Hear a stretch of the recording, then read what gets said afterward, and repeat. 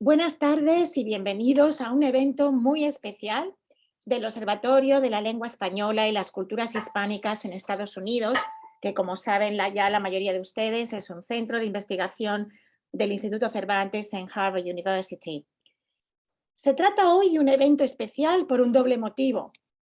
El primero y principal, porque nuestro invitado de hoy es uno de los escritores españoles más reconocidos tanto por crítica como por público. Y el otro motivo, muy especial para nosotros, es que aunque estamos todos enfrente de una pantalla celebrando una vez más un evento por Zoom, nosotros tenemos la suerte de tener aquí presencialmente a nuestro invitado por primera vez desde hace ya más de 2 años, desde que comenzara la pandemia. Quiero agradecer muy sinceramente a Lorenzo Silva su presencia hoy aquí, su flexibilidad y enorme y buenísima disposición para hacer posible este evento a pesar de los inconvenientes de la pandemia. Y también me gustaría agradecer públicamente a José Manuel del Pino, catedrático de Dartmouth College, de literatura española en Dartmouth College, por su colaboración en la organización de la conferencia de Lorenzo Silva, a quien tengo el grandísimo honor de presentar, cosa que hago inmediatamente. Lorenzo Silva es un escritor español de Madrid, ha vivido en Madrid, en las cercanías de Madrid, en Getafe, también en Barcelona, en Toledo, tiene también una casa. Menciono este dato porque todos estos sitios que forman parte de su geografía personal cuentan también con localizaciones en su obra literaria. A Lorenzo le gusta, dice, ser de cualquier parte y de ninguna. Y le cito diciendo: nada mejor que ser y sentirse un poco extranjero donde quiera que uno va, aunque yo espero que hoy no se sienta muy extranjero aquí en el observatorio.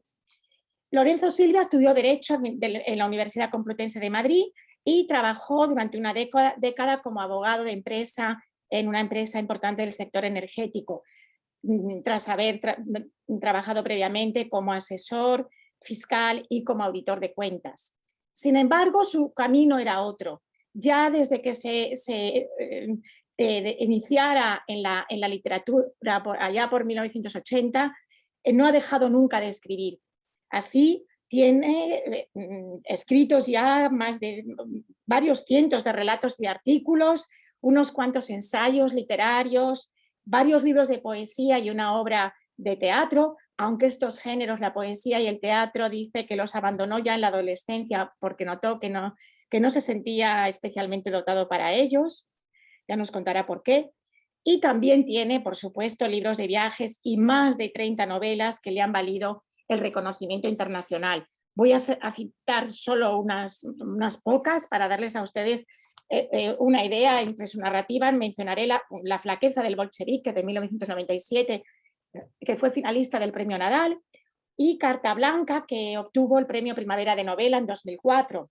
Dentro de la serie de su famosa pareja de guardias civiles, el sargento Rubén Bevilacqua y la agente Virginia Chamorro, que es su colección seguramente más conocida. Voy a mencionar la primera novela de la serie, El lejano país de los estanques, que ganó el premio Ojo Crítico en 1998. El alquimista impaciente, con el que ya se hizo por fin con el premio Nadal, al que había sido finalista previamente, o La marca del meridiano de 2012, que le valió el premio Planeta. Lorenzo Silva también ha escrito narrativa infantil y juvenil, en la cual mencionaré solo, por ejemplo, Algún día cuando pueda llevarte a Varsovia, que es la primera novela de su trilogía de Getafe, ha dedicado una trilogía a la ciudad en la que vive, o la adaptación de La isla del tesoro de Robert Louis Stevenson, porque nuestro invitado no solo está muy familiarizado con la narrativa norteamericana, sino también con la literatura británica.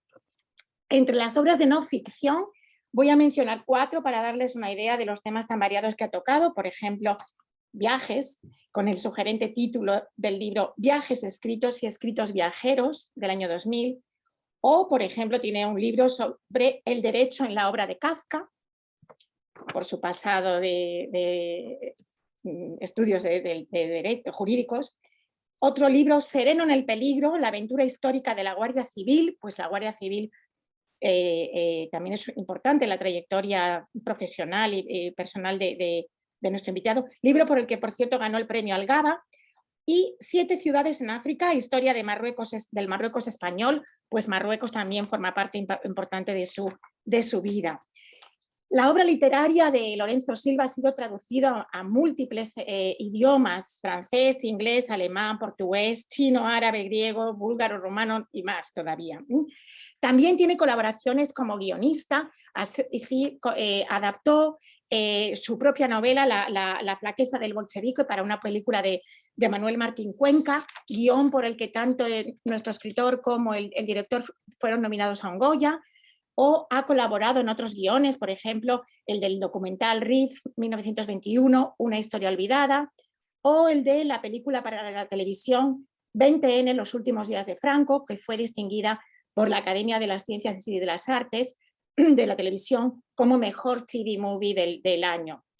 Lorenzo Silva colabora regularmente en prensa y revistas con reportajes, artículos literarios, artículos de viajes y de opinión, con los más relevantes medios españoles, como puede ser El Mundo, El País, ABC, El Español, La Vanguardia, etc. Y también colabora como comentarista de radio con las principales cadenas españolas, y también cabe mencionar que ha impartido clases de cursos de carácter jurídico, colabora habitualmente con la Universidad de Navarra y también imparte talleres de narrativa, de escritura creativa en distintas escuelas e instituciones. No puedo dejar de mencionar que es desde 2008 comisario de Getafe Negro, Festival de Novela Policíaca de Madrid. Ha sido también en 2 ocasiones comisario del Festival de Novela Negra en Santiago de Chile, y cuenta con numerosos galardones y reconocimientos de distintos ámbitos, como por ejemplo el nombramiento como Guardia Civil Honorario que le otorgó la Guardia Civil en 2010 por la imagen que da del cuerpo en sus novelas. En el año 2019 obtuvo el premio Francisco González Ledesma, otorgado por el Festival VLC Negra. Y termino ya mencionando otros 3 importantes reconocimientos que creo que es de justicia mencionar. Cuenta con la Gran Cruz de la Orden 2 de Mayo, y en 2017 obtuvo el premio Cedro por su compromiso en la defensa de los derechos de autor, y el más reciente, creo, en 2021, el Premio de las Letras del Ateneo de Valencia por su trayectoria literaria. Así que les dejo podría haberme extendido mucho más, pero no quiero, porque imagino que será a nuestro escritor a quien ustedes quieran escuchar. Así que les dejo con él. Muchísimas gracias, Lorenzo. Estamos encantados de tenerte aquí y te escuchamos con atención. Muchas gracias, Marta. Gracias por la invitación a acudir al Observatorio Cervantes aquí en Harvard. Gracias por acogerme y también por todos los esfuerzos que también habéis tenido que hacer vosotros de organización para hacer posible esta visita y este encuentro. Es verdad que llevamos 2 años haciendo poquitas cosas, son muchas menos cosas de las que hacíamos. Es verdad que se ha puesto muy difícil lo que antes hacíamos con normalidad, y creo que poder irlo recuperando, aunque sea con estos formatos, es un avance del que todos estábamos ansiosos y anhelantes, ¿no? En muchos sentidos. Así que te agradezco especialmente la invitación. Hace ahora mismo unos 69 años, casi exactos, allá por la primavera del año 53, Raymond Chandler fue invitado a dar una conferencia en la Universidad de Harvard, en esta misma universidad. No acudió alegando una serie de impedimentos personales. Tenía un impedimento realmente muy serio, que es que su mujer, Sissy Pascal, estaba muy enferma y era, pues, en la práctica su cuidador, y no quería abandonarla. Pero también la carta en la que agradeció la invitación y la declinó, deslizaba otras 2 razones. Le decía Raymond Chandler a los organizadores de esa conferencia en Harvard que dentro de su plan de vida no entraba, ni se imaginaba cómo podía entrar, subirse a un estrado para hablarle a alguien acerca de nada. Y también decía que no era un conferenciante ni tenía cualificaciones para convertirse en uno. Bueno, a veces, o en general, cuando uno imparte una conferencia, tiene estas dos sensaciones. La primera, ¿quién soy yo para subirme a un estrado a hablarle a nadie de nada? Y segunda, no soy un conferenciante y seguramente no estoy capacitado para serlo, ¿no? Bueno, en cierto modo, mientras preparaba esta intervención, sentía que tenía la obligación, entre otras cosas, de traer algo de Raymond Chandler a esta universidad a la que no vino a dar la conferencia. No la voy a dar yo por él en su lugar, pero sí que voy a utilizar algunas de sus ideas sobre la literatura, sobre la novela negra y sobre la vida y la escritura en general para articular esta intervención.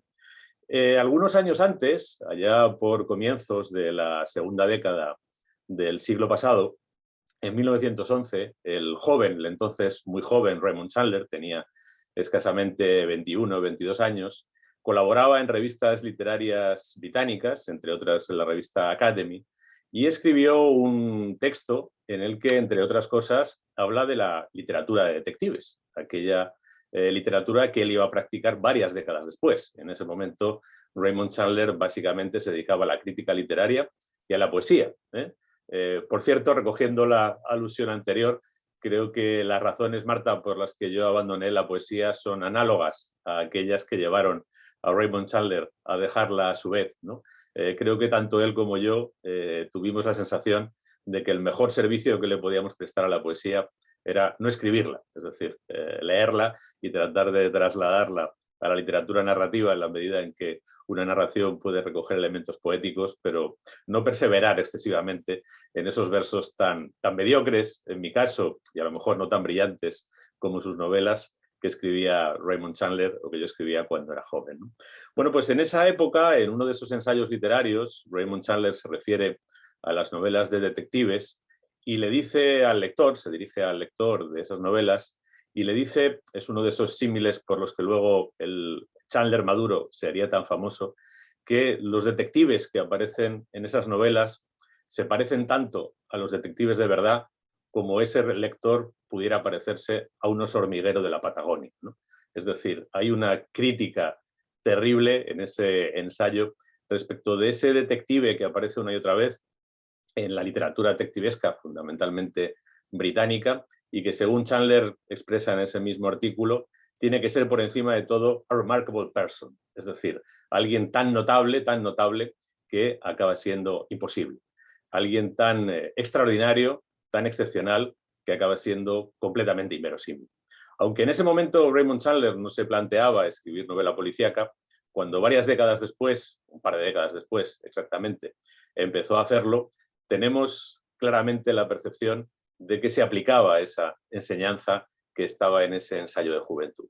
Y es muy curioso constatar, y me da también el pie para arrancar esta intervención, que en ese mismo momento, allá por principios de la segunda década del siglo XX, en otro lugar, no en Londres, sino un poquito más al sur, en España, había una escritora que se llamaba Emilia Pardo Bazán, que publicaba por esos mismos días un relato titulado La gota de sangre, en el que trataba de acercarse a la literatura policíaca, de la que era asidua lectora. Era asidua lectora, por ejemplo, de las novelas de Conan Doyle, al que en parte admiraba y en parte censuraba, por cierto, igual que Raymond Chandler. Raymond Chandler habla en alguno de sus escritos de Conan Doyle y lo alaba en cuanto a su manejo, sobre todo de la prosa y del lenguaje dramático, pero se declara muy distante de él respecto de su reflejo de la realidad criminal en sus narraciones. Bueno, pues en ese momento Emilia Pardo Bazán publicó esa novela y poco tiempo después de aparecer esa novela breve o relato largo que es La gota de sangre, una de las primeras narraciones policíacas de la literatura española y probablemente la primera escrita por una mujer, estamos hablando 10 años antes de que Agatha Christie publicara su primer libro, Emilia Pardo Bazán se embarcó en la escritura de una novela más larga que nunca llegaría a publicar. Quedaron un par de copias, un par de borradores mecanoscritos entre sus papeles y han permanecido inéditos durante 100 años, exactamente hasta el año pasado, cuando el catedrático de la Universidad de La Coruña, José María Paz Gago, recuperó esos materiales y preparó una edición con el título de Los misterios de Selva, que tengo aquí, y que aluden al nombre del detective aficionado que protagoniza el relato de La gota de sangre y que protagoniza esa novela no acabada y no publicada nunca por Emilia Pardo Bazán. Es un texto muy notable en muchísimos aspectos, ¿no? No es una novela lograda, para empezar, porque no está terminada, y también uno puede intuir que Emilia Pardo Bazán no la publicó porque no tenía la sensación de que estuviera alcanzando exactamente el nivel y el resultado artístico que pretendía. Se había fijado una meta ambiciosa, se había fijado una meta que tenía que ver con superar lo que ella consideraba que eran las deficiencias de la literatura detectivesca de su época, entre otras de las novelas de Conan Doyle, y no llegó a conseguirlo. Lo apreciamos leyendo su novela. Pero al mismo tiempo es un texto en el que hay muchas consideraciones sobre el personaje del detective, sobre la literatura criminal y sobre la novela policíaca, que recuerdan en muchos sentidos a esas ideas que ya apuntaba Raymond Chandler en su juventud y que luego desarrollaría mucho más en su madurez a través de sus novelas y también a través de sus reflexiones sobre el género negro. Por ejemplo, en un pasaje de esa novela inédita de Emilia Pardo Bazán se lee lo siguiente. La vida en conjunto se desarrolla de un modo vulgar, prosaico, por móviles sencillos y fáciles de comprender. El interés casi siempre lleva la primacía.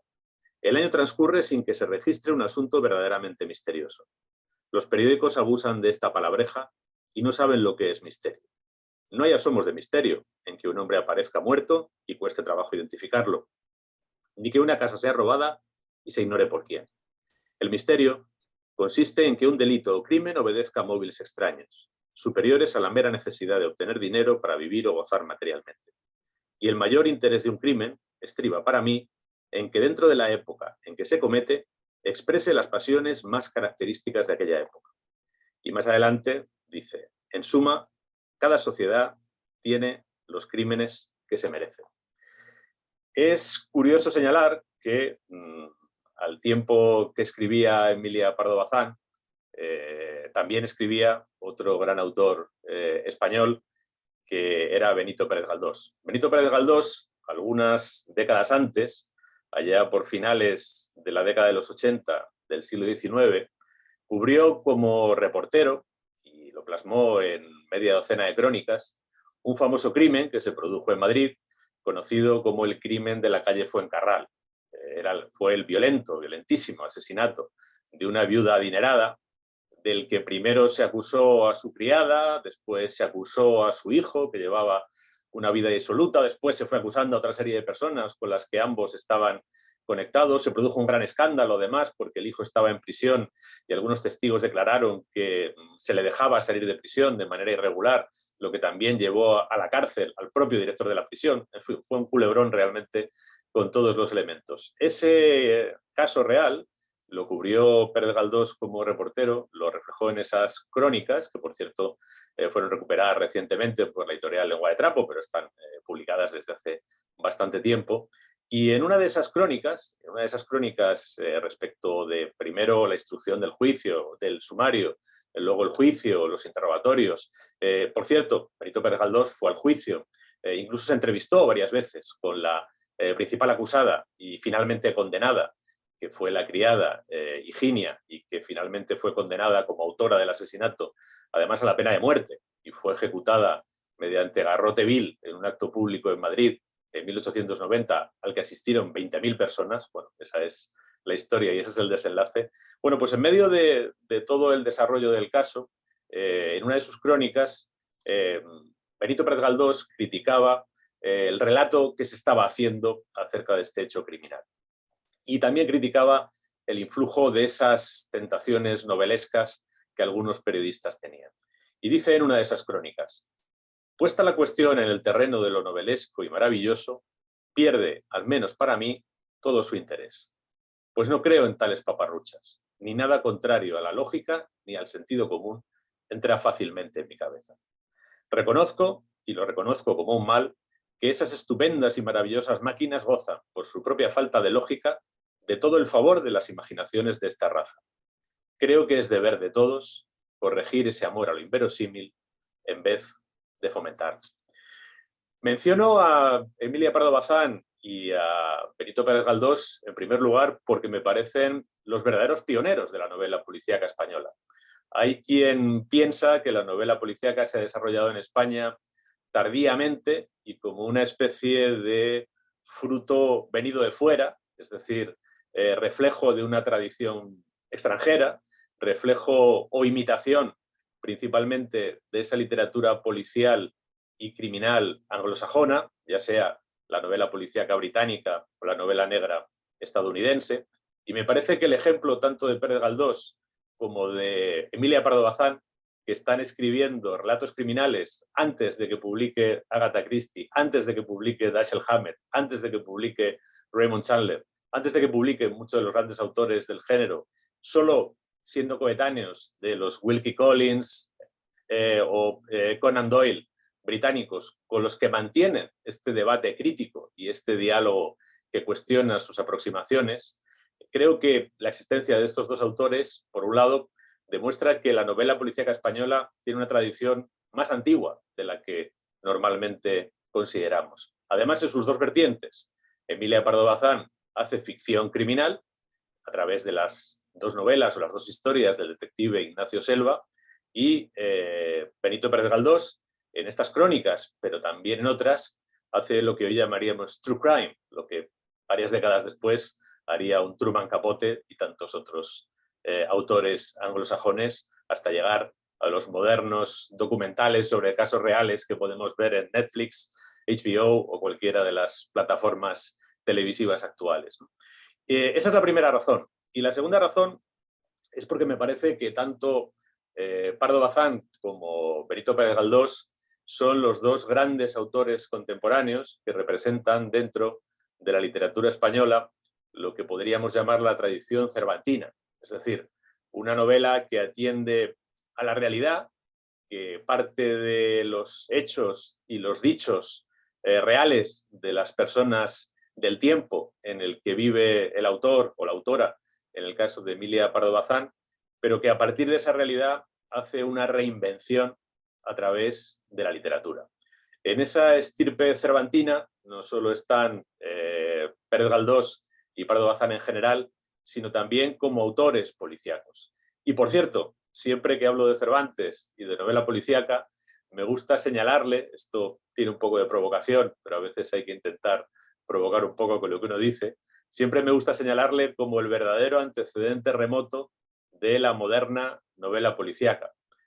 Mucho antes de que Edgar Allan Poe publicara Los asesinatos de la calle Morgue, exactamente 3 siglos y pico antes, bueno, 2 siglos y pico antes, perdón, Cervantes publicó una novela ejemplar titulada La fuerza de la sangre. La fuerza de la sangre es un relato criminal. Es la historia de un crimen y es la historia de la investigación del crimen. El crimen es la violación de una joven toledana. La investigación es como esa joven toledana, ella misma, la propia víctima, hace una investigación para averiguar quién es el hombre que ha abusado de ella y enfrentarlo a las consecuencias de su acto.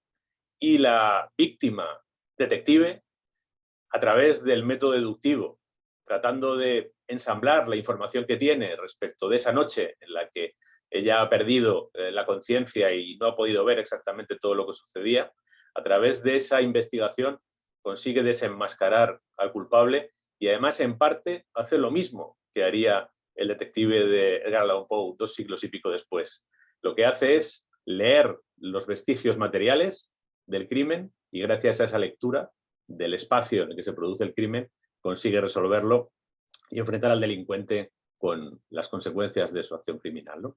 Bueno, pues insisto, creo que no solo son representantes, no solo son continuadores de la novela policíaca, perdón, de la tradición cervantina en cuanto a su condición de novelistas en general, sino también en su condición de novelistas o narradores que se acercan a la ficción o al relato criminal real, y también son un antecedente que podemos invocar los que en este momento, en la literatura española contemporánea, nos dedicamos a la ficción o al relato criminal real.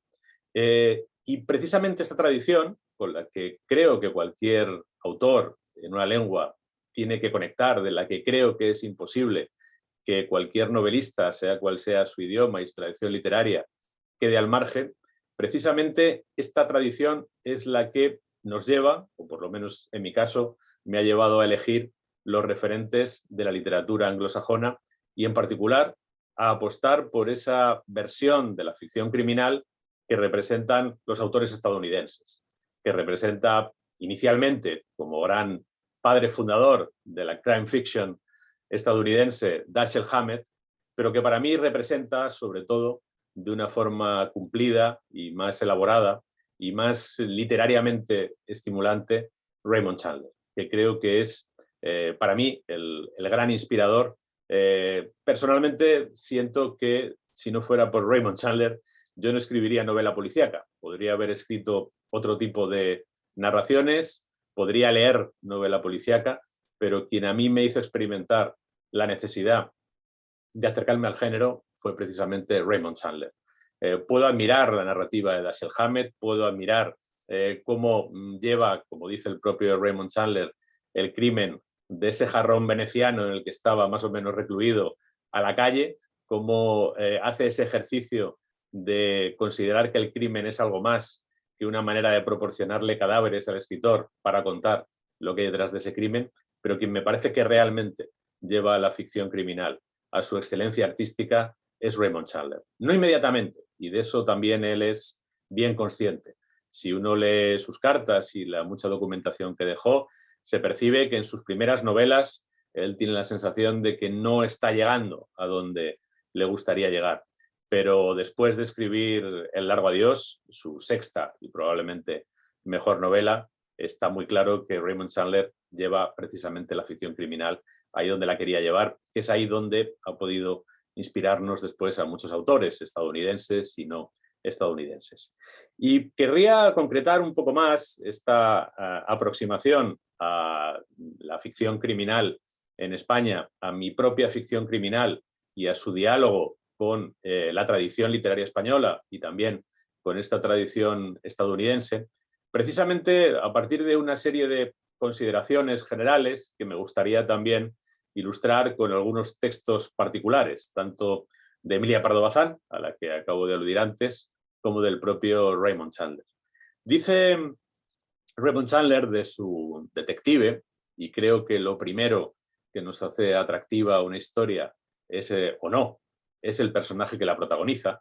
Lo primero que nos transmite la sensación de que una historia es un lugar donde nos gustaría quedarnos a vivir durante unas horas es el carisma o el magnetismo que tiene aquel que la protagoniza. Bueno, pues dice Raymond Chandler de su detective, entre otras muchas cosas que dice, solo voy a destacar dos, dice que es un hombre en busca de una verdad oculta. Y dice también que es un hombre que camina por unas calles mezquinas y que en esas calles mezquinas hace el esfuerzo de no ser él también mezquino. Cuando uno analiza lo que hay detrás de estas dos declaraciones, también, por cierto, en algún momento se refiere Raymond Chandler a la idea de que su detective es alguien que no manifiesta una pleitesía, una sujeción a nadie, que trabaja por sus honorarios y eso le da la libertad de elegir sus causas y de decidir cuál es su ética personal y cuál es su comportamiento. Cuando uno analiza esos rasgos, es muy difícil no pensar en un personaje al que en muchas ocasiones recuerda su personaje principal, el detective Philip Marlowe, y ese personaje no es otro que Don Quijote de la Mancha. Don Quijote también es alguien que camina por un mundo mezquino y se impone el deber de no ser mezquino.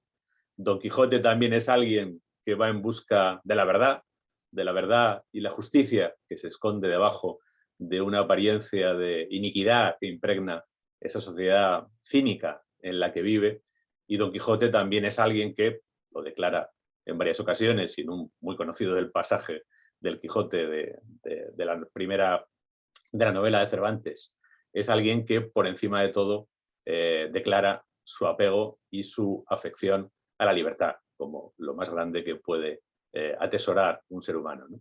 Bueno, pues cuando uno se acerca al tratamiento de la ficción criminal en estos dos autores a los que me voy a referir, Emilia Pardo Bazán y Raymond Chandler, encuentra tantas conexiones que realmente resulta sorprendente. Si me permiten, voy a intentar repasar algunas de ellas, haciendo hincapié en tres aspectos, como decía al principio. Creo que la apuesta literaria, estética, poética, creativa, dentro de la ficción criminal, tanto de Raymond Chandler como de Pardo Bazán, aunque su intento se quedara a medias o quedara guardado en un cajón, se articula en torno a tres ejes principales. El primero es esa construcción de este personaje que intenta ser verdadero, aunque no necesariamente se corresponda con la verdad, aunque haya una dosis de creación y de invención por parte del autor, y aunque sea un personaje que no se puede encontrar en la realidad empírica. El segundo elemento es la apuesta por un relato del crimen que tenga presente la verdad del crimen, que tenga presente la realidad por la que los seres humanos cometen acciones criminales, incluso las más espantosas.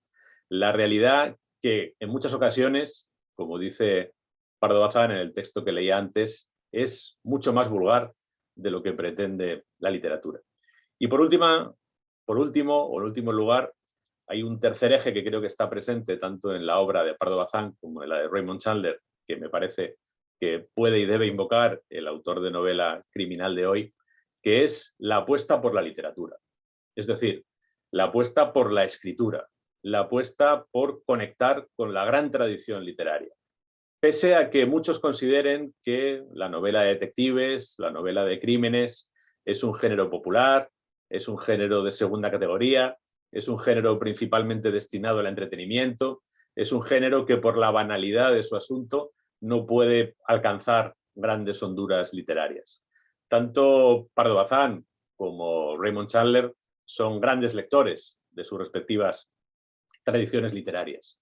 Conocen muy bien la tradición literaria española, en el caso de Pardo Bazán, que también, por cierto, se interesaba por otras literaturas, y en el caso de Raymond Chandler no solo conoce bien la tradición literaria en lengua inglesa, sino que se formó en Inglaterra estudiando la tradición literaria clásica, a los clásicos griegos y latinos, y también era un lector curioso de otras literaturas. Por tanto, son autores que no pueden renunciar a la literatura y que tienen una aspiración de que en la ficción criminal exista escritura.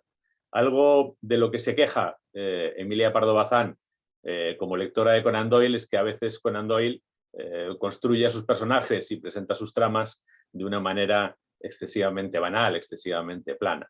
Algo de lo que se queja muchas veces Raymond Chandler, a veces de forma muy cruda, respecto de la ficción criminal de la que fue contemporáneo, es, en una de sus cartas lo llega a decir de esta manera, que el 90% de los autores que se dedican a la ficción criminal no saben escribir. Lo dice así de contundentemente, y eso es algo de lo que él se quiere distanciar. Y además creo que tanto uno como otro, en el caso de Raymond Chandler, lo consiguió llevar a término, en el caso de Pardo Bazán se quedó a medio camino, consiguen dignificar la ficción criminal y hacerla ingresar en la gran literatura. Hay otro pasaje de otra carta en la que Raymond Chandler, siempre a la defensiva respecto de esta imputación de que la literatura criminal era una literatura de segunda categoría, hace un razonamiento bastante demoledor. Viene a decir algo así, cito de memoria, como que la distancia que hay entre las mejores novelas criminales, entre las novelas de ficción criminal que escriben los mejores autores, y las mejores novelas que puede escribir un novelista ajeno a cualquier género, es decir, en general, un novelista contemporáneo, la distancia que existe entre esas dos novelas es infinitamente inferior a la distancia que existe entre la mejor novela de cualquier novelista contemporáneo y cualquier obra significativa de la literatura ática del siglo IV a.C. Es decir, viene a decir, no nos pongamos estupendos, comparados con Homero, Tucídides, Sófocles, somos todos unos patanes, ¿no? Y tenemos que aprender todos, quienes hacen ficción criminal y quienes no la hacen, de los clásicos. Bueno, pues sobre estas tres ideas, como digo, me gustaría recoger algunos pasajes tanto de Pardo Bazán como de Raymond Chandler, porque creo que pueden servir para ilustrar y también para sazonar un poco la intervención. Ambos tienen además la gran virtud de que escribían muy bien y eran muy ingeniosos y por tanto sus ideas son amenas y atractivas, además de interesantes y enriquecedoras. Yo a cualquier autor de novela criminal, a cualquier novelista que se acerque a este género, si me pidiera un solo libro que recomendarle, aparte de, bueno, en el caso de un autor español, decirle encarecidamente que tiene que leer este libro, que era desconocido hasta el año pasado, a cualquier autor de ficción criminal lo que le recomendaría, por encima de cualquier tratado, manual, taller o lo que fuere, es este librito, que se publicó hace 20 años y que recoge una selección de cartas y textos de Raymond Chandler, entre ellos el artículo al que me refería al principio, y donde están, yo creo, quizá las más interesantes y enriquecedoras reflexiones sobre ficción criminal que nadie haya hecho nunca, ¿no? Voy a empezar el repaso por Pardo Bazán y por las observaciones que hay en torno a la novela criminal repartidas en la novela inédita hasta el año pasado del detective Ignacio Selva.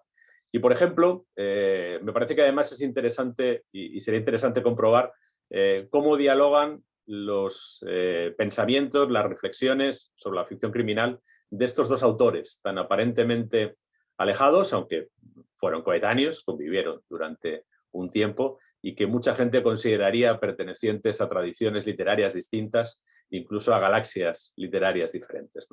Por ejemplo, en un momento, cuando Emilia Pardo Bazán habla de su detective, se refiere a su capacidad de comprender, sobre todo a su capacidad de comprender a las personas que cometen acciones ilícitas, a las personas que cometen acciones moralmente deleznables. Y en un momento, que está haciendo esta reflexión, dice: Ignacio Selva no gastaba sus fuerzas en indignarse y las dedicaba a penetrar lo que se esconde, es decir, a buscar esa hidden truth de la que habla Philip Marlowe. Cuando habla de cómo se aproxima el detective a los personajes que aparecen en el curso de una investigación, el detective Ignacio Selva de Emilia Pardo Bazán razona así: cada hombre tiene que sumar de fondo su triple recinto tras el cual oculta y parapeta el alma. Yo no pienso mal de nadie desde un principio, pero tampoco bien. Aguardo, estudio. El deleite está en la sorpresa, en las revelaciones.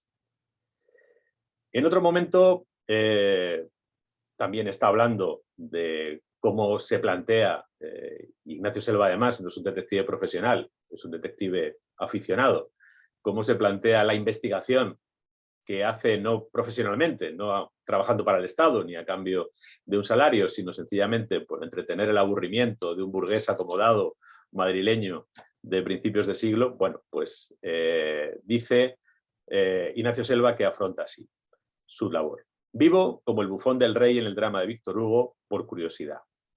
Tan solo lejos de creer que la civilización es energía de lo pintoresco y original, creo que en lo que esta sociedad moderna, cada vez más devorada de apetitos, o como antes se decía, de concupiscencias, ofrece. Amigo Chávez y de mi recelo. Yo he leído toda esa literatura policíaca a la que usted hace referencia, y es una sarta de desatinos. Las cosas no pasan así en el mundo. Más adelante, reflexiona el propio detective sobre la verosimilitud y la inverosimilitud de los relatos criminales. Y claramente aquí Pardo Bazán está dialogando críticamente, una vez más, con Conan Doyle. En los novelones folletinescos y policíacos, lo inverosímil no es la maldad ni las fechorías de los personajes. que en eso el novelista que más invente siempre será sobrepujado por la realidad, sino en la manera de ejecutar tales hazañas.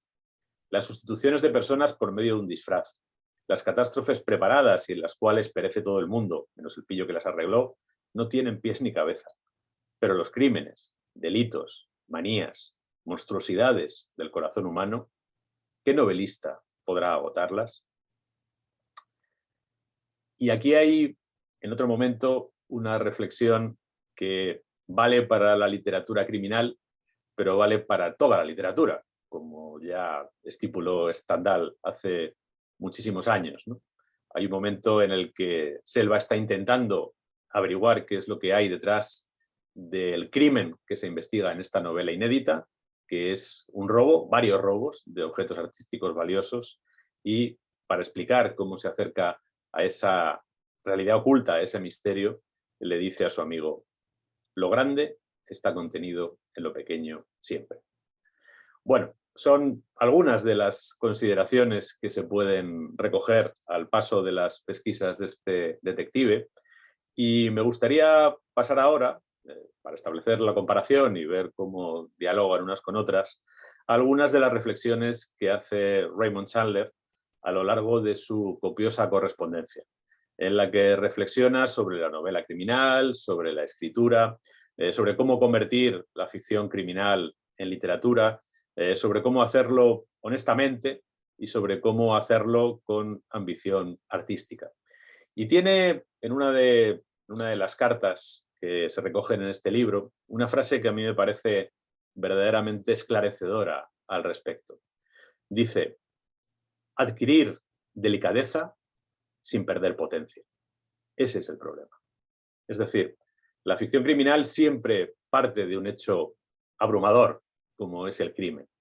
Pero el buen relato criminal no se queda en el impacto de la acción delictiva, no se queda en el sobrecogimiento que produce la violencia. La buena ficción criminal busca esa delicadeza a la hora de acercarse a los pliegues de la historia.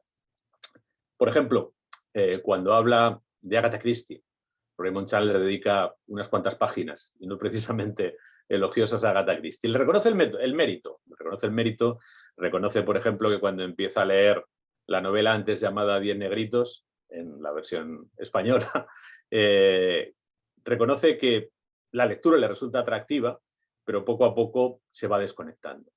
Y se va desconectando, entre otras cosas, por cómo describe Agatha Christie el mecanismo de los delitos, de los crímenes, de los varios crímenes que aparecen en esa novela, que le parecen todos ellos gratuitos, y también en cómo caracteriza al personaje que dirige la acción, ¿no?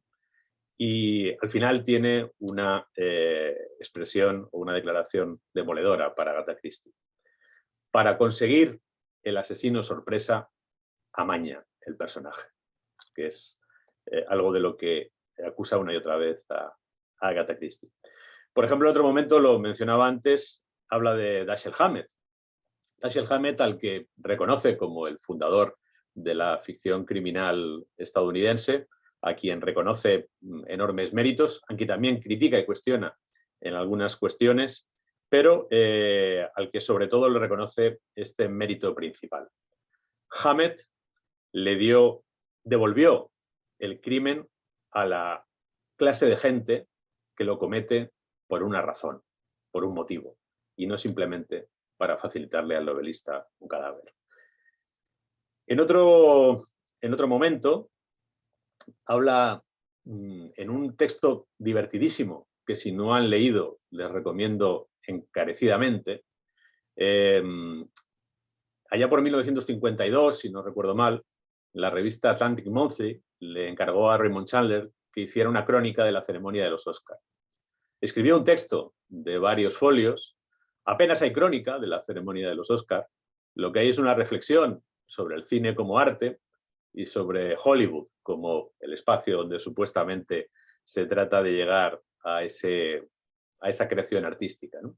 El texto es descacharrante por muchas razones y es, en algunos momentos, inquietante por cómo serviría para describir incluso la última ceremonia de entrega de los Oscar si quitamos la bofetada de Will Smith, que no se produjo nada semejante, al parecer, en la ceremonia de ese año. Pero en todo lo demás, su descripción vale casi al 100%, ¿no? Y al hilo de esa descripción, ¿no?, de ese retrato cáustico del mundo del cine, hace también una reflexión sobre si el carácter de la novela criminal como literatura de entretenimiento y como literatura de masas la desacredita de alguna forma. Y dice: se puede decir razonablemente que en algún momento o de alguna forma lo que se convierte en entretenimiento para las masas acaba siendo arte. Y lo que no se convierte en entretenimiento para las masas simplemente se olvida. Es también otra idea interesante. Raymond Chandler está siempre debatiéndose en el dilema, al abordar el trabajo del autor de ficción criminal, en el dilema entre llegar al público y ser auténtico con el sentimiento o con la misión que el novelista experimenta como creador. Es decir, cómo llegar al público sin traicionarse. Razona en varias ocasiones que un novelista que no llega al público, al final cultiva una autenticidad estéril. Y un novelista que solo se preocupa de llegar al público deja de ser un artista. Luego el lugar debe estar en algún lugar intermedio, ¿no? Viene a decir en algún momento que el verdadero escritor no escribe lo que el público espera, sino que escribe aquello que quiere escribir y se arregla para ofrecérselo al público de una manera que el público pueda aceptar. Yo creo que es una de las definiciones más inteligentes sobre cómo encontrar un compromiso, si es que ese compromiso existe, entre la autenticidad artística y la vocación de ser leído o de encontrar una difusión para su obra que todo autor tiene, ¿no? Hay en ese discurso sobre el cine también una declaración bastante terrible sobre cuáles son las esperanzas que puede tener un escritor, un pintor, un escultor, un arquitecto de levantar una de las grandes obras en cualquiera de sus disciplinas, ¿no?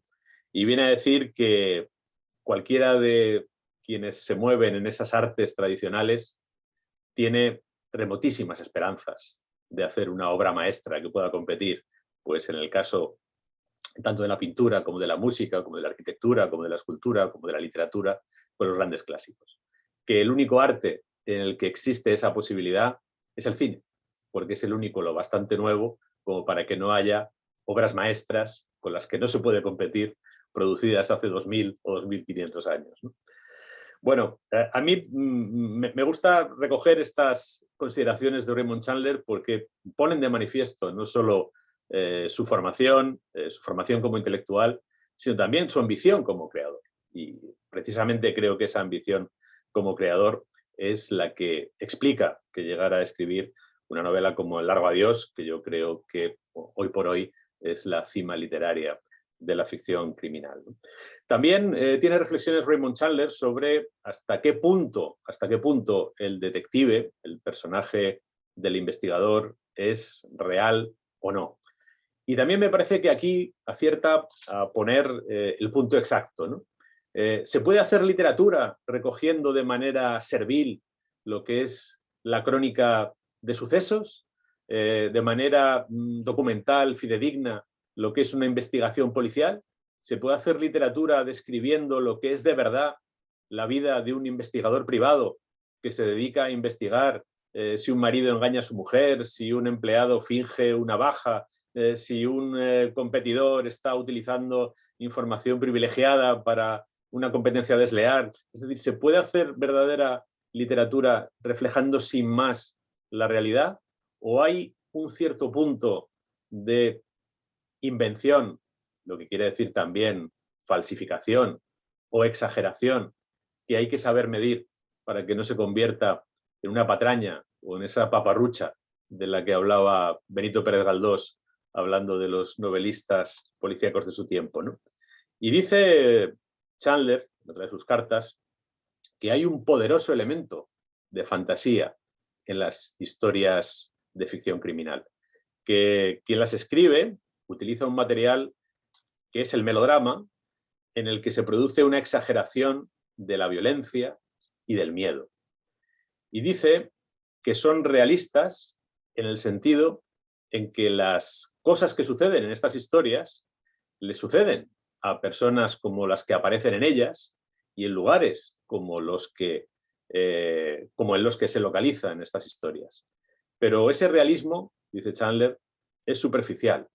El potencial emocional se sobrecarga. La compresión de acontecimientos y de situaciones es una violación de la probabilidad.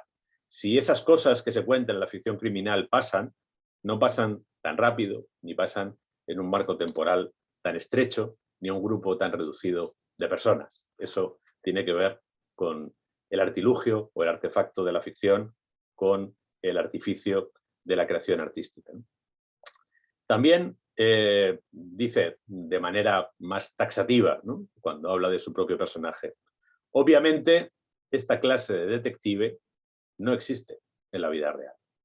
El detective entra en la historia solo como un catalizador. A mí este es otro concepto que me parece muy interesante respecto de lo que representa como punto de vista y como mirada sobre la realidad el personaje del investigador, ya sea el detective privado de Raymond Chandler o ya sea el investigador policial al que personalmente me dedico yo en mis ficciones, ¿no? Es un personaje que cuando irrumpe en una historia actúa como catalizador del conocimiento de lo que hay debajo de esa historia. No solo de quién es el asesino, no solo de por qué se produjeron los hechos criminales, sino también del trasfondo profundo, colectivo e individual que hay detrás de la acción criminal. Solo un personaje que pueda obrar ese efecto catalítico en la historia merece ser el protagonista de una ficción criminal. Y hay otro momento en el que Chandler hace una consideración, la hace en un contexto, por cierto, peculiar, en una carta en la que habla de la homosexualidad, tal y como se veía en los años 50.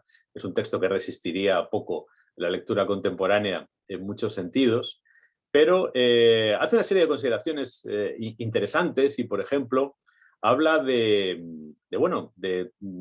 cuál es la razón por la que las masas sienten una especie de repulsión y una agresividad hacia, en ese momento, pues hacia los homosexuales, que además lo eran de manera clandestina, ¿no? Y dice en esa carta que el impulso que tiene la masa o la plebe de destruir o de agredir al homosexual es como el impulso de una manada de lobos por atacar al lobo que está enfermo y despedazarlo. Es probablemente un impulso viejo y muy cruel, pero en el fondo de este impulso hay una especie de espanto, como el de una mujer asustada por un escorpión. Bueno, es una metáfora que él utiliza. Pero la frase que me interesa es esta, porque además creo que sirve para también lanzar una mirada crítica sobre una parte del tipo, sobre una parte de la ficción criminal que se publica en nuestros días, ¿no? Dice, y casi lo voy a leer en inglés, que es como tengo aquí el texto en lugar de irlo traduciendo como estoy haciendo hasta ahora, dice Raymond Chandler, all cruelty is a kind of fear. Últimamente está como sobreprestigiada y sobrevalorada la narración, el recrearse en la crueldad de los crímenes y la violencia. Y me parece que ese apego por la crueldad, en el fondo lo que está reflejando es una forma de miedo por parte de quien disfruta de ella, ¿no?, ya sea escribiéndola o leyéndola. Más sobre el personaje del detective como creación. El detective de ficción es una creación fantástica que actúa y habla como una persona real, como un hombre real. Puede ser completamente realista en todos los sentidos, excepto en uno. Y ese sentido es que en la vida un hombre como él no sería detective, sería otra cosa. Esto también plantea un curioso e interesante límite, ¿no?, respecto de cómo puede ser el protagonista de una ficción criminal.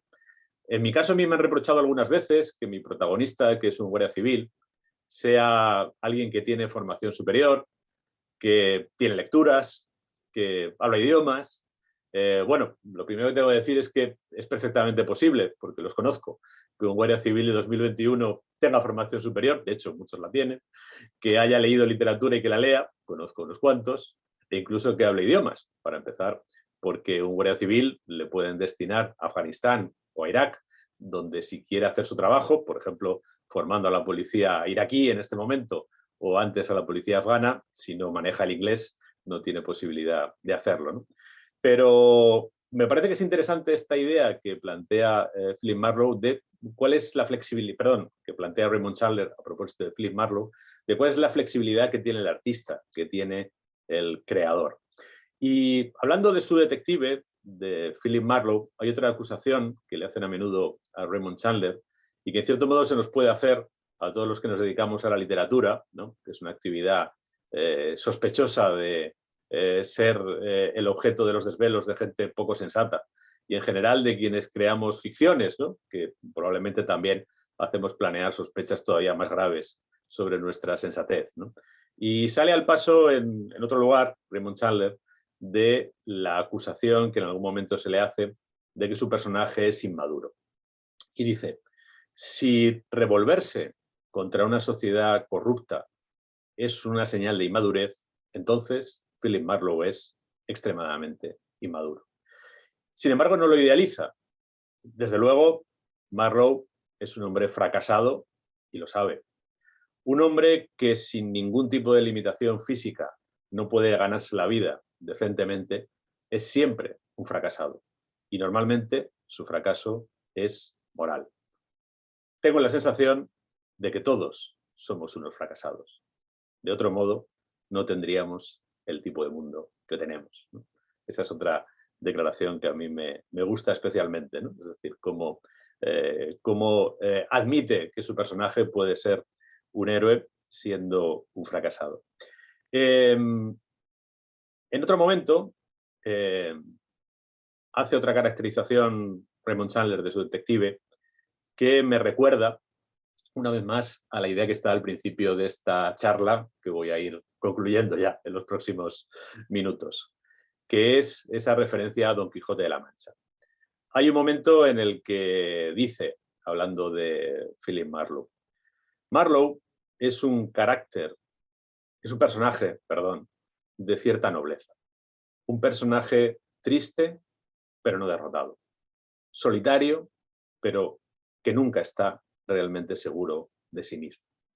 Si no fuera así, sería otro nadie ingenioso. Es decir, lo que hace de Philip Marlowe un gran personaje literario, lo que hace de Philip Marlowe un personaje digno de protagonizar una historia es su nobleza de fondo, su idealismo de fondo, su ingenuidad de fondo, su aceptación de que con el modo de vida que lleva y con la manera que tiene de afrontarla, su único posible resultado, la única posible retribución que puede encontrar es la derrota, exactamente igual que sucede con Don Quijote de la Mancha. Y sin embargo, no deja de hacerlo, ¿no? En otro momento también, hablando de... esto no es una referencia a Philip Marlowe. Curiosamente, lo que voy a leer a continuación lo escribió Raymond Chandler a propósito del famoso mafioso Lucky Luciano, al que entrevistó al final de su vida en Nápoles. Bueno, antes de esa entrevista, Raymond Chandler le escribió una carta para tratar de convencerle de que hablara con él, a Lucky Luciano, y aquí hace una declaración que la hace en primera persona, la hace en su propio nombre, pero que creo que también podría valer para su detective Philip Marlowe. Y creo que vale en general para el trabajo de cualquier novelista que se quiera acercar a la condición humana y a los motores de las acciones de las personas, ¿no? Le escribe Raymond Chandler a Lucky Luciano: el objeto de mi vida es entender a la gente, sus motivos, sus orígenes, cómo se convirtieron en lo que son. Y nunca, nunca jamás juzgarlos. Si nos fijamos, es lo mismo que dice el detective Selva acerca de cómo trata a los personajes que se encuentra en las investigaciones. Y para terminar, hay otro momento de esta correspondencia que a mí siempre me ha llamado mucho la atención porque encierra una cierta profecía, que es lo más temerario y difícil que puede hacer un ser humano nunca, ¿no? Intenta Raymond Chandler anticiparse a cuál es el futuro de la ficción criminal. Y curiosamente, la profecía es un arte muy arriesgado, pero creo que acierta mucho. Esto está escrito en septiembre de 1958. Y dice: creo que todavía el detective duro es el héroe predominante, pero tengo la sensación de que empieza a haber demasiados. Quien creo que lo puede desafiar es la novela de puro suspense, sobre todo si está escrita por mujeres. Bueno, pues no se equivocó mucho si vemos las tendencias actuales de la ficción criminal. Y luego también, un poco más adelante, se anticipa a lo que puede ser el declive, ¿no? O sí, puede haber un declive de la ficción criminal. Y dice, bueno, es posible que sí. Las ficciones criminales son demasiadas, demasiado violentas. Se supone que son lo que el lector quiere, pero los buenos escritores deberían escribir lo que quieren y hacer que al lector le guste. Y si el autor de ficción criminal es capaz de hacer esto, en cierto modo, creo que la ficción criminal no morirá en el futuro inmediato. Bueno, por lo menos en esto también acertó. No ha muerto en el futuro inmediato, pero yo creo que quienes en este momento escribimos ficción criminal debemos pensar en cómo hacer que subsista, en cómo hacer que tenga sentido. Y resumiendo todo lo dicho hasta aquí, creo que en buena medida la clave y el secreto está en no olvidarnos de la tradición literaria de la que venimos, de esa tradición literaria que cada uno tiene en su propia lengua, de la tradición que el género tiene en todas las lenguas o en muchas lenguas literarias y de la que Raymond Chandler es un gran representante, y sobre todo en apostar por esa búsqueda de la verdad y de la verosimilitud que no renuncia a la invención, que no renuncia a la fantasía y que no renuncia, sobre todo, a la literatura. Muchas gracias. Muchísimas gracias Lorenzo por esta magnífica conferencia en la que has puesto en relación tanto la tradición norteamericana con los orígenes del género en la literatura española. Desde luego has demostrado que no solo eres un magnífico escritor, sino un magnífico conferenciante. Yo creo que Raymond Chandler estaría muy feliz de que tú hayas tomado el papel que él no quiso tomar con aquella invitación a Harvard. Así que muchísimas gracias. Vamos a dar paso a preguntas del público. Tenemos ya dos de una persona, de Germán Carrillo, que te felicita por el análisis y pregunta si podrías ahondar un poco en la trayectoria de Pardo Bazán como recién descubierta escritora de ficción criminal.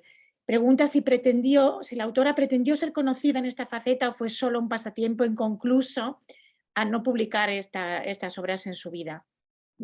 Bueno, creo que la mejor respuesta es remitir una vez más a este texto. Recoge, por un lado, La gota de sangre, la nouvelle, es en realidad una novela breve o un relato largo que publicó Emilia Pardo Bazán en vida, y lo que queda o lo que se ha conservado de la novela inédita, y tiene un pequeño estudio preliminar a cargo del editor, que es el catedrático Pat Gago. No es excesivamente prolijo, pero creo que las ideas que hay en ese pequeño estudio preliminar son interesantes, ¿no? Lo que viene a decir, ampliando un poquito más lo que comentaba antes, es que Emilia Pardo Bazán realmente era una lectora interesada en la ficción criminal. Le interesaba verdaderamente. Tenía buena parte de la obra de Conan Doyle, la había leído con interés, la admiraba en algún sentido, pero también le había despertado, desde su faceta de creadora literaria, una serie de insatisfacciones que, en cierto modo, se sentía obligada a solventar. También por el hecho, está en algunos, el profesor Pat Gago menciona algunos textos coetáneos que publica Pardo Bazán en revistas y en periódicos de la época, donde habla de Conan Doyle, donde habla de la ficción criminal. En cierto modo, a Pardo Bazán le molestaba que novelas que ella consideraba tan deficitarias en algunos aspectos fundamentales como por ejemplo las razones por las que los personajes hacen las cosas, o la forma de estar escritas, o la forma de acercarse a las motivaciones humanas en general y a las motivaciones criminales en particular, pues le molestaba que se vendieran tanto. Es decir, le molestaba que algo así tuviera tantísimo éxito y tanta popularidad, ¿no? Y en cierto modo, en algún texto que se conserva de ella, lo dice, bueno, aunque lo que yo pueda hacer no se venda tanto, o aunque no se vendiera tanto, merecería la pena hacer una literatura criminal que no caiga en este tipo de recursos de bajo nivel, ¿no? Entonces, luego aparte, otra cosa que se puede decir, saliendo al paso de la idea de que esto puede haber sido un pasatiempo, es que la novela de Selva, que nunca llegó a tener título, de hecho el libro se llama Los misterios de Selva, pero la novela no tiene título. La novela, el editor le ha puesto como título Selva, sin más, ¿no? De esa novela se conservan 2 versiones, 2 mecanoscritos, es decir, que la hizo y volvió sobre ella. O sea que realmente ella invirtió energías en tratar de escribir una novela policíaca que funcionara, pero no lo consiguió. Y también creo que el hecho de que no la publicara, estando casi completa, porque más o menos lo que podemos, por lo que se conserva y podemos leer, podemos calcular que el texto está un 80%. Realmente lo que falta es el desenlace. No falta mucho más, ¿no? Y además se puede saber incluso por dónde va a ir el desenlace. Bueno, pues el hecho de que teniendo tanto no hiciera 2 versiones y no pasara de ahí, quiere decir que se exigió, es decir, que realmente no la publicó por autoexigencia, porque tuvo la sensación de que no había llegado a donde quería llevar. Insisto, hay algo muy curioso en la analogía de nuevo con Chandler. Cuando Chandler comenta El sueño eterno, que es su primera novela publicada, cuando comenta los cuentos que publicaba en Black Mask antes de publicar El sueño eterno, cuando se refiere incluso a la hermana pequeña, o cuando se refiere a La ventana alta, por ejemplo, ¿no? Dice, no estoy contento, es decir, a ratos está bien, pero a ratos es impresentable, a ratos no lo he conseguido. Cuando está escribiendo El largo adiós la reescribe varias veces. Lo está haciendo además en un momento muy duro personalmente, donde le impide la enfermedad de su mujer tener concentración. Pero en las cartas hay testimonio de cómo la escribe, la reescribe, se la manda a su agente y a su agente no le gusta nada. Y lejos de enfrentarse a su agente, Chandler, que en otros pasajes es muy orgulloso, ¿no? Y a un escritor que le pide consejo le dice, tú haz lo que sientas que debes hacer. Y si alguien te dice que lo cambies, no hagas ni puñetero caso. No saben. El que sabes eres tú, ¿no? Bueno, pues un escritor que tenía esas ideas duda cuando su agente le dice que es una novela fallida, ¿no? Y vuelve a trabajar sobre ella. Es decir, que realmente hay, en el caso de Raymond Chandler, pues creo que finalmente sí lo consiguió. El largo adiós es una novela para mí perfecta en todos los sentidos, ¿no? Luego, curiosamente, la novela que escribió después, Playback, ya después de la muerte de su mujer, es una novela bastante fallida otra vez, ¿no? Pero digamos que creo que Pardo Bazán sí que se lo tomó en serio. Lo que pasa es que o no tuvo el tiempo, o no tuvo las energías, o no tuvo la circunstancia propicia como para darle a la ficción criminal, que sí le interesaba mucho como lectora y también le interesaba como autora, la forma que habría querido dar. Muchas gracias. Pregunta Nahir Shinka, ¿qué títulos de Pardo Bazán hay en ficción criminal? Me imagino que se refiere aparte de La gota de sangre que mencionaste. Ficción criminal pura, novela policíaca, estos 2, La gota de sangre y Sí. la novela inédita que está titulada Selva por el editor.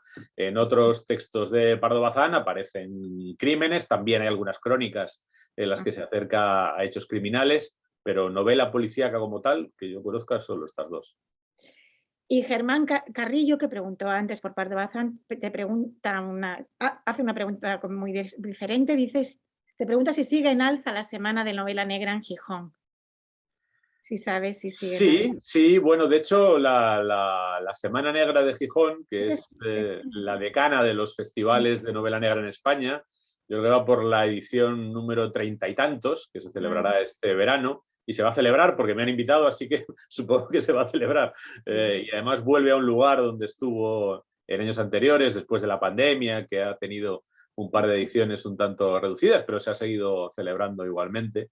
Se mantiene y además yo creo que quizá una de las funciones que ha cumplido la Semana Negra es crear escuela. dentro del género negro en España. Ahora mismo en España puede haber una treintena de festivales de novela negra, ¿no? Entre ellos el que yo comisariaba, y digo comisariaba en pasado hasta el año pasado porque ya en la próxima edición tengo una sustituta que lo va a llevar. Yo me he quedado un poco como... Me han pedido que me quede como comisario honorífico, pero vaya, yo ya no dirijo Getafe Negro, ¿no? Que era el festival que se hacía en Getafe. Pero bueno, digamos que están los tres más antiguos, que son Gijón, Barcelona Negra y Getafe Negro. Claramente Barcelona Negra y Getafe Negro estamos inspirados en la Semana Negra de Gijón, y luego eso ha generado multitud de festivales más, Valencia Negra, la Granada Noir, en fin, hay una treintena de festivales ahora mismo en España. O sea que, respondiendo a la pregunta, no solo goza de buena salud, sino que además ha creado una nutrida escuela, ¿no? Y allí además no salió también una colección editorial de novela negra. Sí, sí, bueno, el primer director de la Semana Negra, que era Paco Ignacio Taibo, sí. impulsó una colección en la editorial Júcar, donde Sí. se publicaron muchos de los clásicos estadounidenses que no estaban traducidos, ¿no? Algunos, por cierto, con traducciones un poco discutibles, también hay que decirlo, porque eran traducciones hechas muy apresuradamente, algo que, en cierto modo, también creo que se predica de algunos de los clásicos. O sea, yo creo que Dashiell Hammett está razonablemente bien traducido, pero yo todavía no he leído una traducción de Raymond Chandler que a mí me satisfaga al español. Mira, Socorro Suárez Lafuente, que es de Oviedo precisamente, de la universidad, pregunta: habiendo tantas mujeres detectives amateurs en la novela popular inglesa, como Penny Dreadful de finales del siglo XIX y principios del XX, y teniendo a Pardo Bazán, ¿no le choca que hayan tardado tanto en aparecer las detectives en la literatura española? Sí, bueno, la literatura española experimenta una anomalía, ¿no? Durante la mayor parte del siglo XX, que no solo afecta a las autoras o a los personajes femeninos, sino que afecta en general al conjunto del género, ¿no? Digamos que después de esos precedentes, que son tempranos y que son de cierto fuste, ¿no? En los años 20 y 30 la literatura española andaba a otras cosas, ¿no? Por razones también en muchos sentidos comprensibles, ¿no? Es una época en la que España encadena una convulsión social terrible, una guerra colonial en Marruecos devastadora, los cambios políticos se suceden, caía la monarquía, proclamación de la República, guerra civil, es decir, es un ambiente poco propicio para el entretenimiento, ¿no? Por así decir, entre comillas, ¿no? Y lo que viene después de la guerra civil son 4 décadas de régimen autoritario con censura. En un régimen autoritario con censura es previa de las obras literarias, es muy difícil que florezca un género que tiene por vocación señalar las disfunciones y las grietas de una sociedad. En una sociedad autoritaria, por definición, no existen grietas ni existen disfunciones, porque para eso el que manda ya decreta que no las haya, ¿no? Eso quiere decir que al final la novela negra española tiene que esperar al final del franquismo para resurgir a través de, yo diría fundamentalmente, de García Pavón, que se adelanta un poco al final del franquismo haciendo una literatura un poco oblicua, pero que no deja de acercarse a los temas de la literatura criminal, y luego Vázquez Montalbán, ¿no? Y lo que ocurre es que en la transición, dejando aparte de Vázquez Montalbán, la novela negra no tiene apenas lectores en España. El gran estallido de lectores de la novela negra en España se produce en el siglo XXI, realmente. Se produce a finales del siglo XX, principios del siglo XXI. Ahí es cuando ya se normaliza, ¿no? Y desde el principio de esa normalización hay una autora y una investigadora, que es Alicia Jiménez Bartlett y su personaje Petra Delicado, ¿no? Pues un poco en la línea pregunta, bueno, he de decirte, Lorenzo, que estás hoy acompañado por cervantistas, expertos y expertas en Pardo Bazán y en literatura inglesa y norteamericana. Y, por ejemplo, la persona que hace la siguiente pregunta hizo la tesis sobre Pardo Bazán y escribió un estudio para el observatorio sobre la recepción y las traducciones de Pardo Bazán en Estados Unidos, que es Francisca González Arias, que te pregunta, que comenta, una escritora contemporánea que ha escrito sobre la novela policíaca y a quien le fascina la figura del detective es Soledad Puertolas. Sí. ¿Podrías comentar algo al respecto? ¿Quieres comentar algo sobre? Bueno, no conozco esa parte del trabajo de Soledad Puertolas, ¿eh? La conozco a ella y además la he leído y hasta he compartido algunos jurados con ella, pero tengo que confesar que no conozco esa parte de su trabajo, esa reflexión sobre la novela policíaca. No sé, casi yo pregunto a mi vez, ¿lo hace en algún texto de ficción? ¿Lo hace en algún texto de ensayo? Porque no lo conozco, honestamente. Uh-huh. He compartido con ella, por cierto, con Soledad, y sí he compartido conversaciones. No he leído su texto, pero sí he compartido conversaciones sobre la novela negra, pues compartimos durante años el jurado del premio RBA de novela negra. Es un premio que se dio durante aproximadamente una década, entre 2009 y 2019, y en las primeras ediciones del jurado estábamos ella y yo, y he hablado muchas veces del género con ella y sé que es una buena lectora, pero su texto no lo conozco, lamentablemente. Sí, ella escribe en el libro de ensayos La vida oculta. Ajá. Y además escribe, tiene alguna novela de las primeras novelas en que hay como una figura de detective. Ajá. Así que y habla mucho de Raymond Chandler. Sí. Y de su ve en el detective una figura que es en parte como el propio novelista. Sí. O digo en el detective que representa al novelista tanto como al lector. Sí. En fin, ha escrito bastante sobre esto, más a principios de su carrera. Ajá. Sí, yo esta novela en particular no la he leído. Tampoco es quizá la parte más conocida de su obra, por lo menos en España, ¿no? Pero bueno, es curioso esa idea, ¿no?, de que el detective representa al novelista.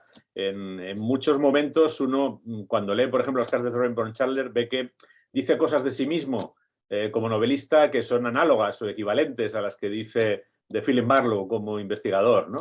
Y por traer, y bueno, ya si la veo, que supongo que la veré en algún momento, no sé si ha leído la novela inédita de Pardo Bazán, pero hay un momento en el que el amigo de Ignacio Selva le dice, como buen investigador, tienes alma de novelista. Es decir, hace la propia Pardo Bazán esa equiparación entre la figura del novelista y del detective, ¿no? Porque, en cierto modo, recogiendo esa definición de Raymond Chandler, tanto el detective como el novelista son un hombre, dijo él, o una mujer, in search of a hidden truth, ¿no? Al final, ese es el empeño tanto de la literatura como de la investigación criminal.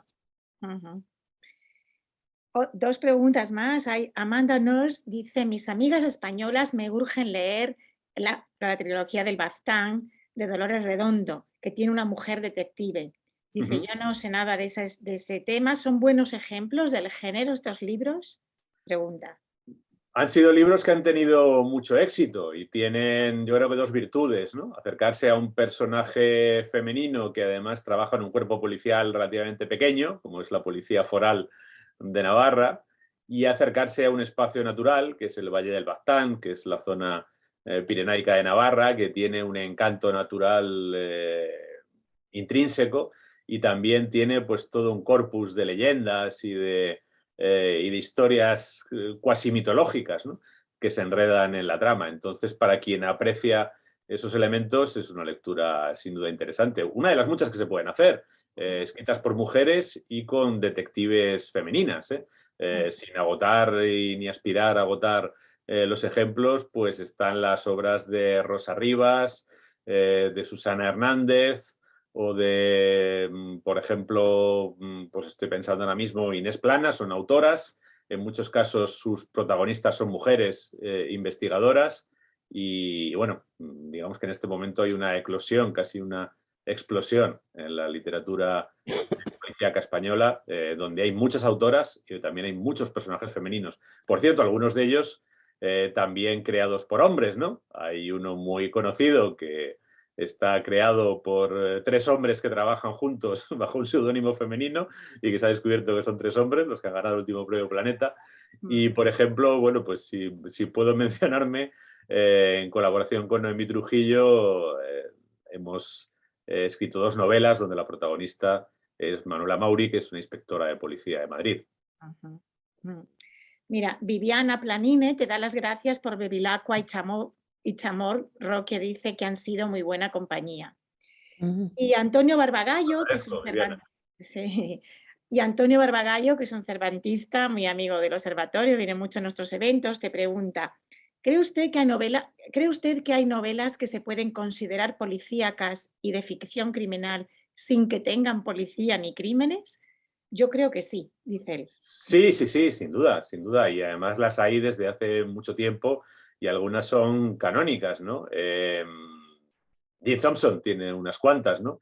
En las que el protagonista o el eje de la historia no es un policía, o incluso siendo un policía, como es el caso, por ejemplo, de The Killer Inside Me, lo que lo hace protagonista no es su condición de policía, sino su condición de asesino, su condición de criminal, ¿no? Que además un policía que a su vez es un criminal especialmente peligroso, ¿no? Así que sí, para mí sí. Yo creo que al crimen se puede acercar uno tanto al relato del crimen como al relato de su indagación desde cualquier perspectiva que sea interesante, ¿no? Para mí la perspectiva del investigador policial es interesante. Hay autores que miran con mucho desdén al personaje policial. Y yo siempre que me encuentro ese tipo de observación creo que se trata de personas que conocen a pocos policías de verdad. Yo conozco a bastantes policías de verdad que investigan homicidios y me he encontrado personajes extremadamente interesantes. Extremadamente interesantes por su mirada sobre la realidad y por su experiencia del crimen. Creo que nadie tiene tanta experiencia del crimen y nadie tiene tanto conocimiento de la psicología criminal como un policía que lleva 30 años investigando homicidios. Pero dicho eso, cualquier perspectiva puede ser interesante para acercarse al crimen e incluso creo que el propio criminal puede ser una manera de no solo contar el hecho criminal, sino también de indagarlo. Es decir, el propio criminal puede hacer esa autoindagación, ¿no? De por qué está haciendo lo que está haciendo, ¿no? Y qué espera de lo que está haciendo. Marta, ¿me permites un pequeño comentario? Marta. Sí, sí, es breve, sí, porque ya Sí. nos queda muy poquito tiempo para dar un poco más de paso. Gracias, Antonio. Sí. Muchísimas gracias. Y estoy de acuerdo con usted en lo de Cervantes y su novela La fuerza de la sangre, pero yo me quería referir concretamente al Quijote. Yo creo que el Quijote tiene mucho de misterio y de investigaciones sin haber crímenes serios, aunque sí hay un crimen que se convierte en crimen después de la desaparición de este joven Fernando cuando seduce a Dorotea. El episodio de Fernando y Dorotea, ¿no? Sí. Yo creo que ese ya en sí es parecido parecido en cierto modo al episodio de La fuerza de la sangre. Sí. Distinto, pero parecido. Digo que se convierte en crimen cuando ocurre el abandono.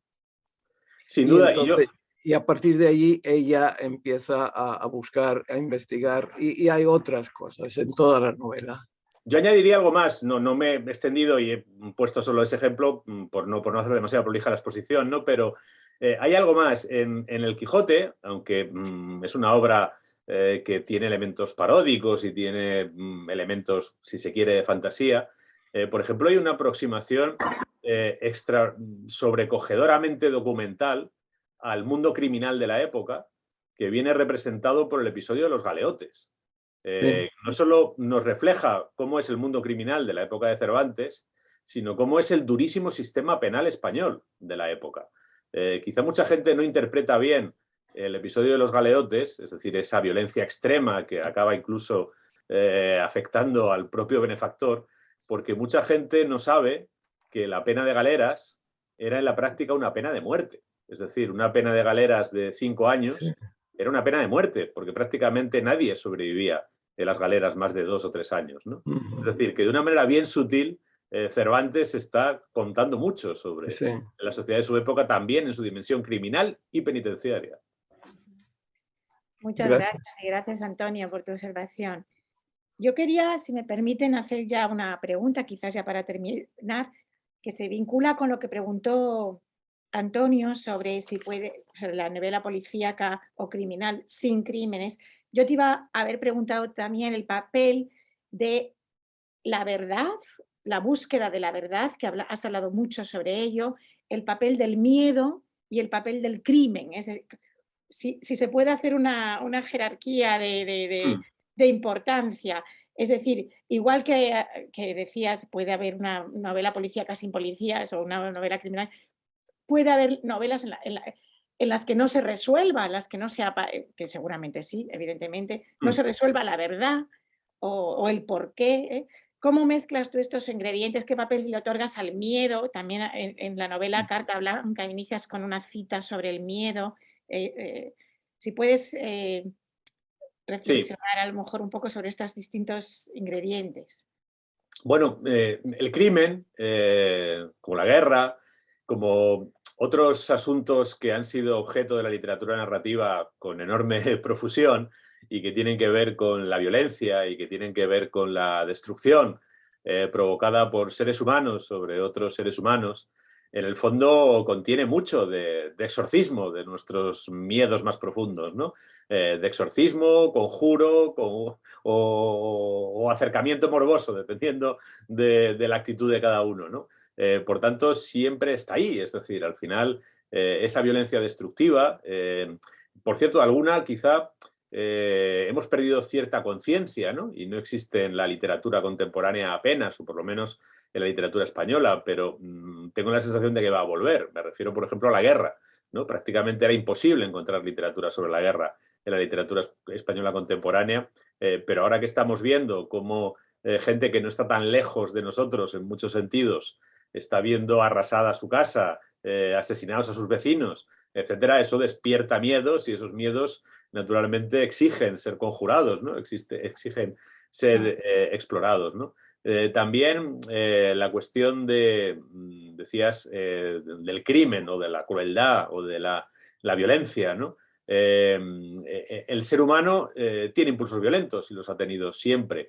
Igual que también, como dice el detective Ignacio Selva de Pardo Bazán, el ser humano siempre ha tenido impulsos de hacerse con lo que no es suyo, de apoderarse de aquello que tiene valor, aunque esté en manos de otro, ¿no? Viene a decir en un momento, en la vida cotidiana siempre estamos pendientes y en previsión del robo del que podemos ser víctimas, ¿no? Es decir, eso forma parte de la realidad humana y también alimenta ese miedo sustancial, ¿no? Pero quizá lo que cierra todo y lo que resulta más difícil es lo que aludías en primer lugar, ¿no? Que es la verdad. ¿Qué es la verdad? ¿Cómo se averigua la verdad? ¿O cómo se averigua una verdad? Por ser un poco más modesto en las aspiraciones, ¿no? Yo me he dedicado 10 años, bueno, algo más de 10 años, casi 12, a la abogacía. He estado en juicios donde se pretendía esclarecer la verdad, donde la maquinaria del Estado movilizaba una actividad de recogida y análisis y examen y confrontación de pruebas para tratar de averiguar la verdad. En muchas ocasiones me he visto ante la sensación de que no teníamos todas las pruebas, no teníamos todos los elementos y la verdad, al final del proceso y con la sentencia dictada, permanecía en alguna medida incognoscible, porque estaba en manos de alguien que no la quería soltar, estaba en manos de alguien que no la quería revelar. Para mí, ese es un desenlace posible en la ficción criminal. Yo alguna vez he recurrido a él. Mi experiencia es que el lector habitual de novela negra lo lleva muy mal. Quiere entenderlo todo, que se lo cuentes todo y que se lo expliques todo. Pero cuando le dices, a veces, en la realidad, el asesino no confiesa, a veces, en la realidad, no aparecen imágenes, no aparece ADN, no aparecen huellas, no aparece el cadáver, y nos quedamos solo con la conjetura, pues eso también forma parte de la incertidumbre de la existencia y hay que aceptarlo. Claro. Muchas gracias. Apostilla Bárbara del Castillo, del Consulado de México en Boston, dice, o donde se llega a la verdad, pero resulta preferible mantener la ficción, todo También, dentro también. de la narración. También hay ficciones, además, apuntaladas judicialmente, precisamente para escatimar o escamotear la verdad, que no conviene, ¿no? Y ahora sí, una última pregunta. En relación con todo esto que nos has contado, una pregunta terminológica. Yo creo que el término con el que estamos más familiarizados tradicionalmente es en España es novela negra. Sí. Ahora parece que se usa más ficción criminal. No sé si hay diferencias, si es cuestión bueno, pues de novedad o novela de detectives, ¿no? Detective novel en inglés. No Sí. sé si tú tienes alguna preferencia o si se prefiere a una o si ahora ya hay alguna un poco obsoleta. No sé si puedes comentar algo sobre esta cuestión Yo he terminológica. usado casi todo el tiempo ficción criminal porque es la que prefiero. Es la expresión anglosajona crime fiction, pero me parece que es mejor que las nuestras, porque las nuestras se han vuelto controvertidas. En España se maneja, o en español se maneja novela negra, novela policíaca o novela policial en Latinoamérica, ¿no?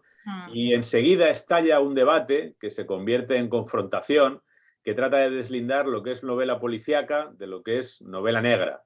Y además, normalmente en esa controversia suele haber una aspiración jerarquizadora, es decir, cuál es mejor o más importante que la otra. Y en general, el discurso, el subtexto que subyace a esa controversia es que la novela negra es más novela que la novela policial.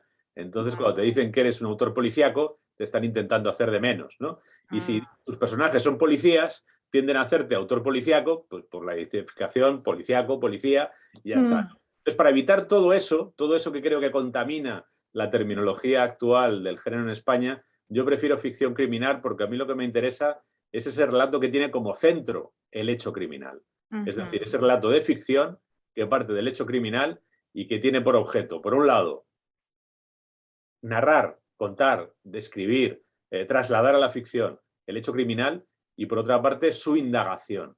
Su indagación puede ser una investigación de policía judicial o puede ser la pregunta que se hace la hermana de la víctima de por qué la mataron. Es decir, eso deja absoluta libertad para que haya un detective canónico, privado o público, o para que el que lleva a cabo esa indagación sea alguien de cualquier condición y con cualquier circunstancia, ¿no? Y prefiero eso porque al final tengo la sensación de que todos en este momento somos herederos de esa tradición que es mixta, que es compleja, que es mestiza. A mí no me gusta mucho Agatha Christie, pero no diría que estoy absolutamente libre de influencia de Agatha Christie. Prefiero a Raymond Chandler, a Conan Doyle, pero no diría que en algún momento, a lo mejor cuando escribo un diálogo, no me pesa más Conan Doyle que Raymond Chandler. Es decir, me parece que buscar esos purismos a estas alturas es un ejercicio un poco estéril y un poco ocioso. Y como yo no lo hago, prefiero hablar de ficción criminal.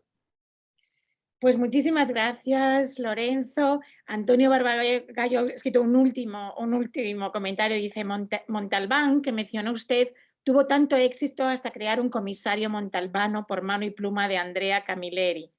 Sí. Muchísimas gracias. Y te felicitan varios asistentes. Yo te felicito de corazón. Ha sido una conferencia magnífica. Creo que ha sido, desde luego, uno de los eventos del curso, de este curso académico.